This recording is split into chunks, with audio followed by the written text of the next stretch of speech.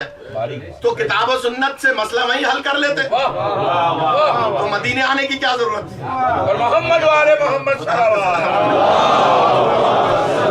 وسلم، کتاب و سنت اگر عقلوں کے اختلاف کو دور کر سکتی تھی تو آپ شام سے مدینے کیا لینے آئے؟ کتاب و سنت عقلوں کے اختلاف کو دور کر سکتی تھی تو آپ شام سے مدینے کیا لینے آئے؟ ایسا پسینہ چھوٹا جیسے کل عبد الرحمن ابن عوف کا چھوٹا، یاد ہے؟ ایسا پسینہ چھوٹا، لہذا واپس آیا اور امام کے پاس آ کے کہنے لگا یہ جو آپ کا سب سے کم سن شاگرد ہے یہ آپ کے شاگردوں میں سب سے بڑا عالم ہے، یاد، یہ جو آپ کا سب سے کم سن شاگرد ہے، دیکھیں ہم روزانہ یہاں مجلس نہیں پڑھتے ہیں، یہ تو 4-5 سال کے بعد آنا ہوا ہے، اگر آپ آمادہ ہوں تو ایک نتیجہ دینا چاہ رہا ہوں، کہا کہ یہ جو آپ کا شاگرد ہے سب سے کم سن، یہ آپ کے شاگردوں میں سب سے بڑا عالم ہے۔ کس سے کہا؟ امام سے۔ مفتی اعظم شام نے امام سے، امام پھر اس سے جواب میں فرماتے ہیں کہ تم نے مان لیا کہ تم سب سے پیر سن ہو، یہ کب سے سب سے کم سن ہے،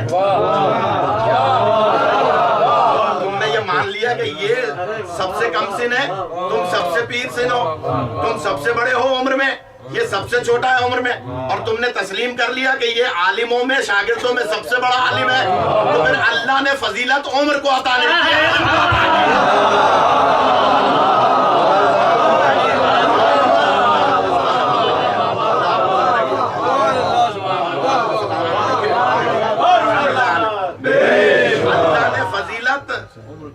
عمر کو عطا نہیں کی ہے، علم کو عطا کی ہے۔ اب آپ جاگ ہی گئے تو ایک جملہ پھر یاد آ گیا، اللہ نے فضیلت عمر کو عطا نہیں کی، علم کو عطا کی ہے۔ جب کسی کو کسی نے بنا لیا تھا بند کمرے میں تو وہ خوش خوش اپنے گھر گیا تھا اور کہا تھا بابا مجھے خلیفہ بنا لیا، کہا کہ تم میں کون سی فضیلت تھی جو تمہیں بنا لیا؟ تو کیا کہا تھا؟ کہا بابا میں عمر میں سب سے زیادہ تھا، تو کہا اگر عمر ہی فضیلت ہے تو میں تمہارا باپ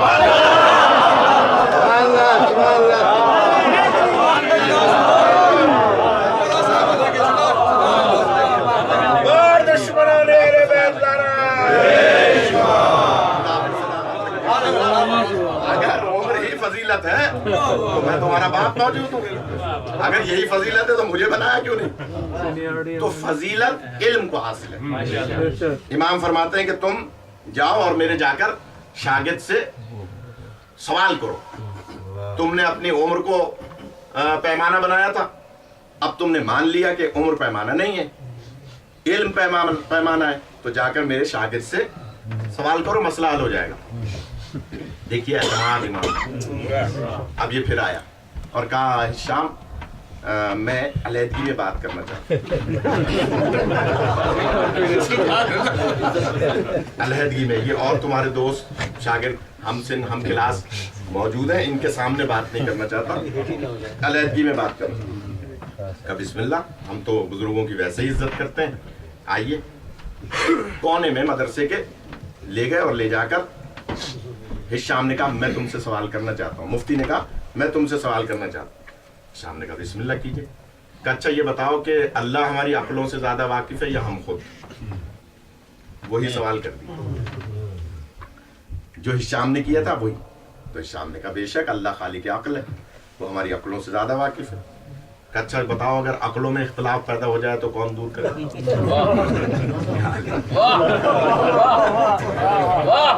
جو چہرہ دکھانے آئے کہ عقلوں میں اختلاف پیدا ہو جائے تو اسے کون دور کرے؟ شام نے کہا کہ 1,24,000 پیغمبر، وہی جواب، کہا 1,24,000 پیغمبر، اگر آخری پیغمبر کے بعد عقلوں میں اختلاف ہو جائے اسے کون دور کرے؟ شام نے کہا کہ آخری پیغمبر کے بعد عقلوں کے اختلاف دور کرنے والے پہلے کا نام بتاؤں یا موجودہ کا نام؟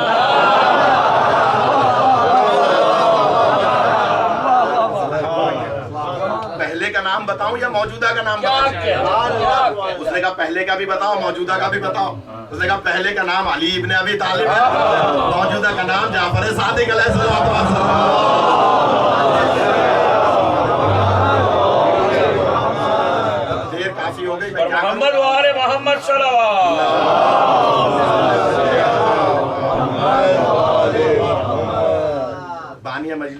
ذمہ داری ہوتی ہے کہ مولوی کو ٹینشن نہ دے. مولوی کو ٹینشن اسی وقت نہیں ہوتی جب ٹائم کھلا ملے. تو خیر جناب ہشام فرماتے ہیں کہ کیا کہنا چاہتے ہو؟ کہا کہ یہ امام ہے منصوص من اللہ. کہا بے شک. کہا میں انہیں امام کیسے مانوں؟ امام ماننے کے لیے مجھے ان کی صحبت میں رہنا پڑے گا, کچھ عرصے وقت گزارنا پڑے گا, پھر میں کہیں جا کر ان کے فضائل و مناقب دیکھوں گا, ان کا علم دیکھوں گا, تو پھر میں ان کو امام مانوں گا. اگر یہ واقعی منصوص من اللہ ہے اور مجھے جانا ہے شام, اور شام میرا فتویٰ چلتا ہے, وہاں میرے لیے مسئلے ہیں, تو شام نے کہا نہیں, صحبت میں رہنے کی ضرورت ہی نہیں. توفیق اللہ سے تم مانگو, امام ابھی مان لو گے.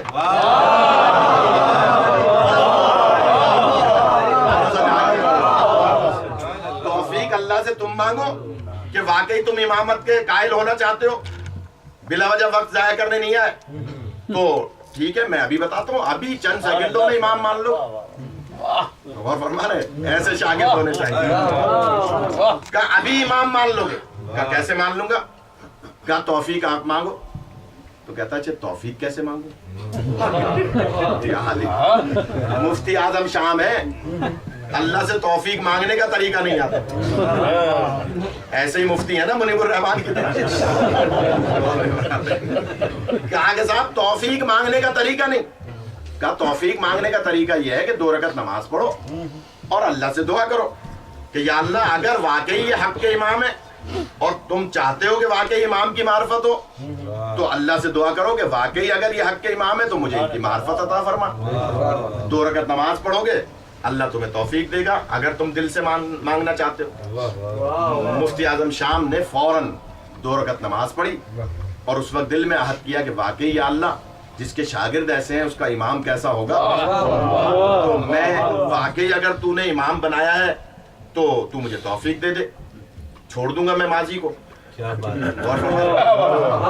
دعا مانگی اور دل سے دعا مانگی. کتاب میرے پاس موجود ہے کہ 2 رکعت نماز پڑھی اور دعا مانگ کے کہا کہ اے شام میں نے دعا مانگ لی, اب بتاؤ میں انہیں کیسے امام مانوں. شام نے کہا آسان طریقہ, روزہ رسول کہاں ہے؟ اس نے کہا سامنے, زری کی طرح. ظاہر اس وقت روزہ ایسا بنا ہوا نہیں تھا. کہا کہ سامنے سرکار کی قبر اطہر ہے, کہ سرکار کی قبر اطہر کی طرف رک کر کے تم سرکار سے کچھ سوالات کرو. پھر دوہرا رہا ہوں, سرکار کی قبر اطہر کی طرف رک کر کے تم سرکار سے کچھ سوالات کرو, دل میں سوالات کرو, سرکار سے سوالات کرو.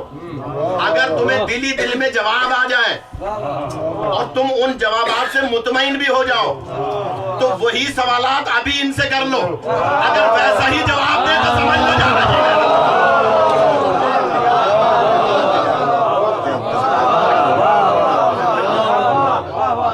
اگر ویسا ہی جواب دے تو سمجھ لینا یہی امام ہے, پھر ضرورت ہی نہیں ہے کسی صحبت میں رہنے کی. یہ تو آسان طریقہ ہے.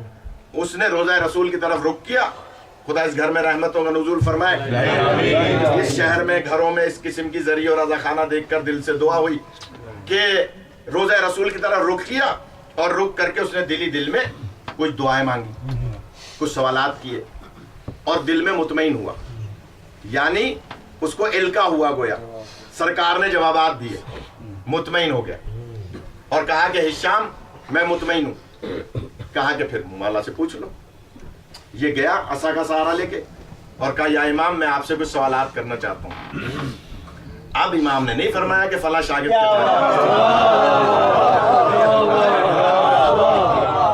اب نہیں فرمایا, اس لیے کہ جانتے ہیں کہ لوہا گرم ہو گیا.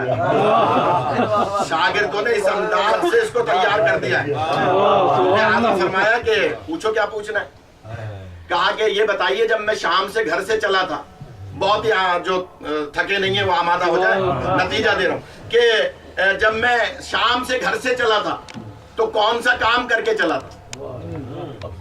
امام فرماتے ہیں جب تم گھر سے چلے تھے تو ایک لال رنگ کے رومال میں 40 درہم و دینار تم نے اپنی زوجہ کو دیے تھے اور کہا تھا ان کو دھیان سے خرچ کرنا, اور اس کے بعد تم 5 افراد کے ساتھ مدینے آئے. ایک کا راستے میں انتقال ہو گیا, बड़ी मुश्किल से तुमने तजीज़ व तदफीन की, उसके बाद 4 साथियों ने भी तुम्हारे मिजाज की वजह से तुम्हारा साथ छोड़ दिया। जो रास्ते के मिजाजों से वाकिफ हो उसे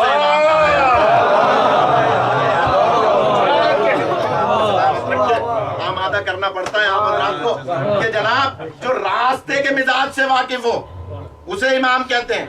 कहा कि फिर तुम 3 दिन पहले यहाँ आए, अब्दुल्ला नामी एक मुसाफिर खाने में आकर तुमने कयाम किया, 3 दिन तक तुम वहां रहे, और उसके बाद जब तुमने थकावट उतारी तो रोजा रसूल पे आए, 2 रकत नमाज पढ़ी, और फिर तुम जैसे ही आए रोजे के बाहर तो तुम्हें एक काले रंग का हबशी मिला।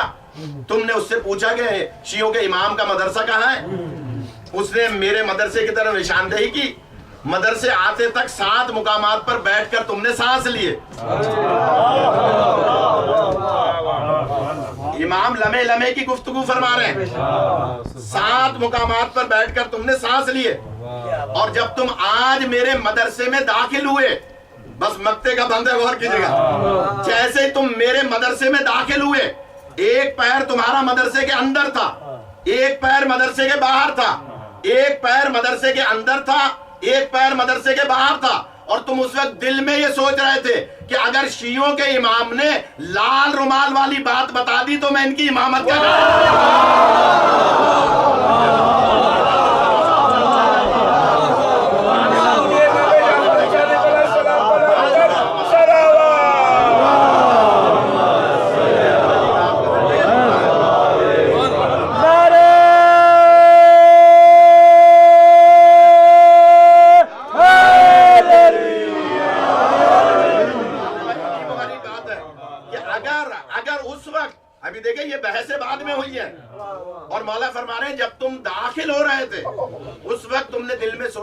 कि अगर शियों के इमाम ने लाल रुमाल वाली बात बता दी तो मैं इमामत का कायल हो जाऊंगा।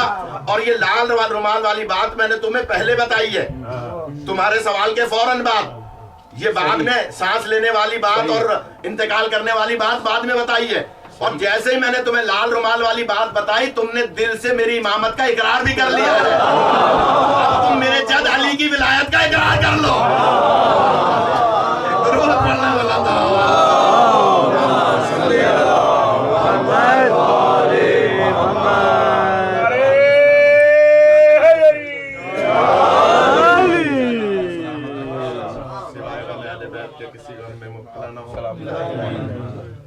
क्योंकि इस मजलिस में वो अलम बरामद होगा जो मशशुदा है करबला से, वो मश्क बरामद होगी कि जो मश्क सकीना है शाम से मंसूब है, और ये अज़ाखाना हज़रत अब्बास अलमदार से मंसूब है। मुझे याद है 3-4 साल पहले आले भाई के घर एक मजलिस पड़ी थी, उसमें थोड़ा सा तस्करा एक मसाइब का किया था। वक्त नहीं था इसलिए तफसीली बयान नहीं कर सका। अज़ादारों, मौला अली ने तहज्जुद की नमाजों में हज़रत अब्बास को अल्लाह से मांगा, या अल्लाह मुझे ऐसा देखा कि जो मेरे हुसैन पर जान कुर्बान करा। जनाब ज़ैनब आलिया ने हज़रत अब्बास अलमदार से जब आपका सिन 4-4.5 साल का था पूछा था, अब्बास तुम्हें पता है मेरे बाबा ने तुम्हें तहज्जुद की नमाज़ मेरे बाबा ने अल्लाह से क्यों मांगा? तो हज़रत अब्बास अलमदार की बचपन से आदत थी कि वो कभी न मौला हुसैन न जनाब ज़ैनब आलिया के चेहरे की तरफ नहीं देखते। आपको किसी वक्त हमेशा कदमों की तरफ देखा, मतलब कदमों की तरफ देखा और कहा, आका ज़ादी आप बेहतर जानती हैं, बाबा बेहतर जानते हैं। तो जनाब ज़ैनब फरमाती हैं, अब्बास तो मेरे बाबा ने तुम्हें अल्लाह से करबला के लिए मांगा। जनाब उम्मुल बनीन ने भी एक मर्तबा पूछा था, अब्बास तुम्हें पता है तुम्हारे बाबा ने तुम्हें अल्लाह से क्यों मांगा है? तो यही जवाब दिया था हज़रत अब्बास अलमदार ने। अज़दारों, सोचा करते थे हज़रत अब्बास کہ وہ کربلا کیا ہوگی, اس کربلا میں مجھے کیا کرنا ہوگا, اس کے لیے مجھے اللہ سے میرے بابا کوئی چیز نہ مانگنے والا علی اللہ سے عباس کو کیا ہوگی کربلا سوچا کرتے تھے. عزیزانو, جب 2 محرم کو یہ قافلہ کربلا پہنچا, اور آپ سب جانتے ہیں, ہزاروں دفعہ سنی بھی روایت ہے, لیکن میں گوشہ عرض کرنا چاہتا ہوں کہ جب نام زمین کربلا مختلف لیے جاتے رہے, نینوا ہے, غازریہ ہے, شط الفرات ہے, فلاں نام ہے, فلاں نام ہے. عزیزانو, حضرت عباس علمدار پاس کھڑے تھے, اور وہ بزرگ جو علاقے کا رہنے والا نام بتا رہا تھا. جب مولا نام پوچھتے پوچھا اور کیا نام ہے, اور کیا نام ہے, تو حضرت عباس نزدیک کھڑے تھے. ایک مرتبہ اس نے کہا کہ اسے کربلا بھی کہا. تو میں نے روایت پڑھی کہ حضرت عباس نے انگڑائی لے کر کہا وہ کربلا آ گئی جس کے لیے وہ کربلا آ گئی جس کے لیے مجھے اللہ سے مانگا گیا. عزیزانو, مجھے بانی مجلس کا حکم ہے, مسائل زیادہ پڑھنا ہے. جو رونے آئے ہیں دل کی دعا مانگا کریں, دل کی دعا قبول ہوتی ہے. عزیزانو, حضرت عباس علمدار نے انگڑائی لی کہ یہ کربلا آ گئی جس کے لیے مجھے مانگا گیا ہے. خیمے لگوا دیے گئے دریائے فرات کے نزدیک. عزیزانو, ابھی خیمے نصب ہوئے تھے کہ اچانک عمر سعد کا سپاہی آیا اور آ کر پوچھنے لگا اس فوج کا لمبردار کون ہے, اس فوج کا سپہ سالار کون ہے. عزیزانو, مولا حسین کے سپاہیوں میں سے کسی نے حضرت عباس کی طرف اشارہ کیا. عزیزانو, کو عمر سعد کا غلام آ کر حضرت عباس علمدار سے کہتا ہے کہ عمر سعد کا حکم ہے کہ خیمے دریا سے ہٹا دیے جائیں. وہ عباس جو بچپن سے کربلا کا انتظار کر رہا تھا, پہلی منزل پر امتحان میں مبتلا ہوا. کہا ایک مرتبہ گھوڑے سے زمین پر آئے اور نیام سے تلوار نکالی, ایک لمبا خط زمین پر کھینچا, اور کیا کسی میں جرت ہے تو اس خط کو پار کر کے لے آئے علی کا لال عباس. کسی میں جرت ہے تو اس خط کو پار کر کے نکلا ہے.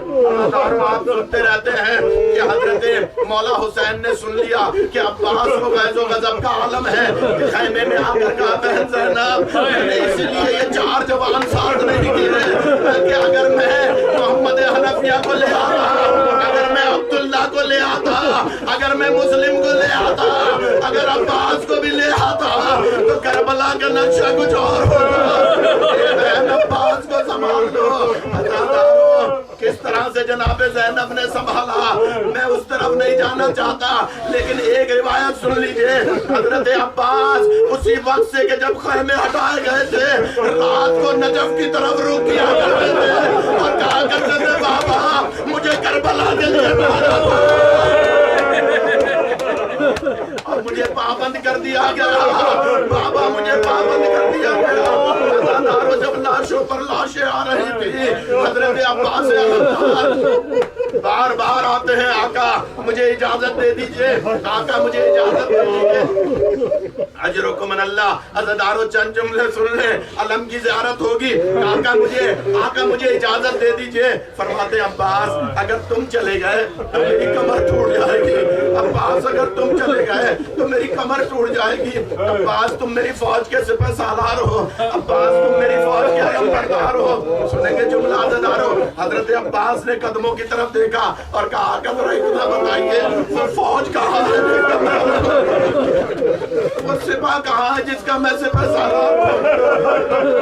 میں عباس میں تمہیں کس دل سے اجازت دوں. عزیزانو, نہیں پڑھا جاتے, سخت مسائل پڑھنے کا عادی نہیں ہوں. اگر آپ نے توجہ فرمائی تو گھر پر جا کر بھی کریا کریں گے.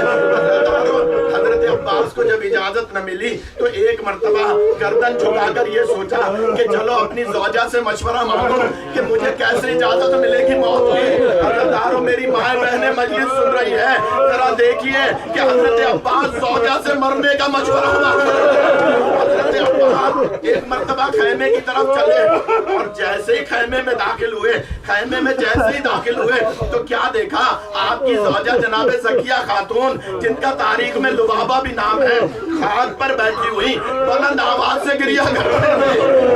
अज़ादारों, हजरत अब्बास से बर्दाश्त न हुआ, कहा कि ज़किया तुम मेरी ज़ौजा हो, तुम गिरिया क्यों कर रही हो, तुम रो क्यों रही हो। अज़ादारों ये सुनना था। जनाब ज़किया कहती हैं आका मैं रो इसलिए रही हूँ, आपकी प्यारी सकीना, आपकी चहेती सकीना, आपकी प्यारी सकीना, आपकी चहेती सकीना पानी की तलाश में हर खैमे में एक मर्तबा गई है, मेरे खैमे में 7 मर्तबा आई है और कहती है चाची अगर थोड़ा सा पानी हो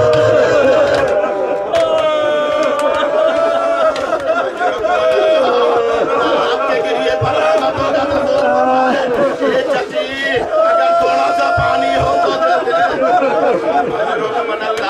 अज़ादारों यही हक होता है गिरिया करने का। जनाब अब्बास फरमाते ये ज़किया इसमें रोने का क्या सबब है, इसमें रोने का क्या सबब है। तुम सकीना को जवाब दे देती पानी सकीना से प्यारा तो नहीं था, पानी अली असगर से प्यारा तो नहीं था, तुम सकीना को जवाब दे देती आखिर रोने का क्या सबब है। सुनिएगा अज़ादारों, मेरी माएँ बहनें जिनके औलाद नहीं है वो आज दुआ मांगे हज़रत अब्बास के सदके में, जनाब सकीना के सदके में उन्हें औलाद अता फरमाएगा। अज़ादारों जनाबे ज़किया से फरमाते हैं ज़किया तुम जवाब दे देती पानी सकीना से प्यारा तो नहीं है। कहा आका मैंने बार बार जवाब दिया, लेकिन जब 7वीं मर्तबा मैंने आहट महसूस की कि सकीना मेरे खैमे में आने वाली है तो मैंने सोचा बार बार शर्मिंदा होती हूँ, सकीना को बार बार मैं जवाब देती हूँ शर्मिंदा हो जाती हूँ, लिहाजा मैंने मुसल्ला उठाया और 2 रकत नमाज मुस्तहब पढ़ना शुरू की कि मैं 2 रकत नमाज पढ़ लूंगी, सकीना नमाज पढ़ती ही देखेगी वापस चली जाएगी, मैं शर्मिंदा नहीं होंगी। अज़ादारों सुनिएगा, कहती है मैंने नमाज पढ़ी, खुशू और खुशू से नमाज पढ़ी, नमाज के दौरान मुझे सकीना याद नहीं आई, मैंने नमाज को मुकम्मल किया, मैंने तस्बीह को मुकम्मल किया, सकीना मुझे याद नहीं आई। काफी देर के बाद अचानक मुझे ख्याल आया कि सकीना मेरे खैमे में आई थी, जरा देखूं है या चली गई। अब जो मैंने मुड़कर देखा सकीना कभी खड़ी हो रहे थे, कभी बैठ रहे थे और नजफ की तरफ रोका रहे थे और कह रही थी दादा अली अब तो हमारे अपने भी हमसे दादा अली अब तो हमारे अपने भी हमसे कलाम नहीं कर रहे। ये सुनना था। ज़किया कहती है मैंने सकीना से हाथ जोड़े, सकीना अपने बाबा से शिकायत न करो, अरे हम तुम्हारे गुलाम हैं। अज़ादारों थोड़ी देर में सकीना आई, हज़रत अब्बास फरमाते सकीना ये मश्क मेरे गले में डाल दो, फिर मैं डालूं और आगा डाले, ये मश्क मेरे गले में। हज़रत अब्बास मश्क पहनकर जैसे ही बाहर आए मौला हुसैन खड़े हो गए। अब्बास ये मश्क किसने पहना?